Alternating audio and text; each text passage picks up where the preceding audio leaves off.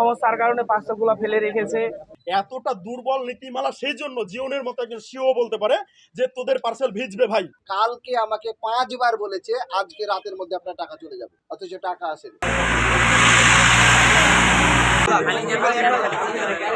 Sir আমার একটা 1600 টাকার পার্সেল আমি 1000 টাকা 200 টাকা দিলাম। কিছু একটা 1600 টাকার পার্সেল 200 টাকা দিলাম রাইডারকে। এরকম করে না আইডি তে যাই দেখো যে রাইডারকে বলবে, রাইডার বলবে যে ভাই পৌঁছে গেছে।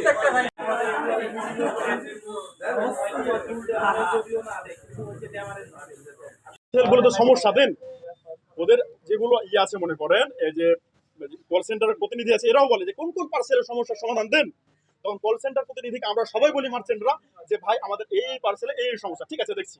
এইখানে মার্চেন্ট আছে আনুমানিক ধরুন 20 জন, একজনকে জিজ্ঞাসা করে দেখুন তো হাজার হাজার পার্সেল থেকে একটা পার্সেলের ক্ষতিপূরণ দিয়েছে কিনা?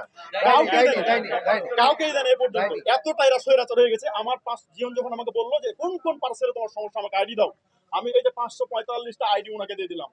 3 সপ্তাহ হয়ে গেল, আজ পর্যন্ত কোনো রিপ্লাই নাই, আমাকে কল দেয় নাই, আমাকে আমার সমাধান নেই। এইখানে আছে 88টা পার্সেল। গত মাসের 16 তারিখ আমার এই যে 88টা পার্সেল সাতক্ষীরার কলার হাবে ওরা ভিজাইছে, সবগুলো আম পচে গেছে। তারপর জীবন বলেছে যে আম ভিজবে, আম ভিজবে।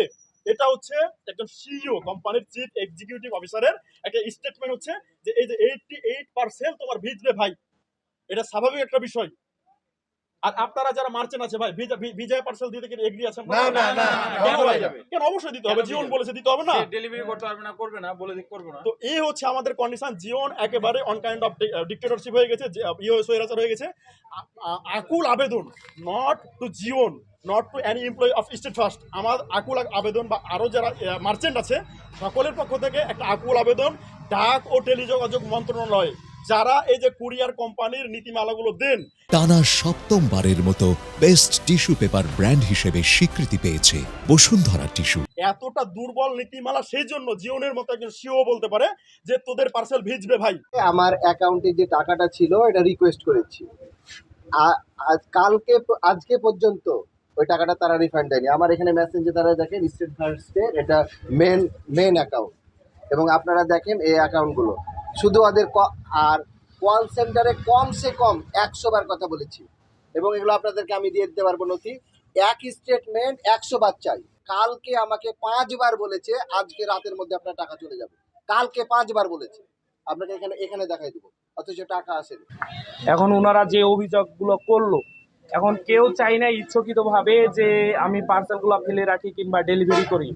হয়তোবা কোনো কারণবশত কিংবা কোনো সমস্যার কারণে পার্সেলগুলো ফেলে রেখেছে, এই কারণে হয়তো পার্সেলগুলো ড্যামারেজ হয়েছে।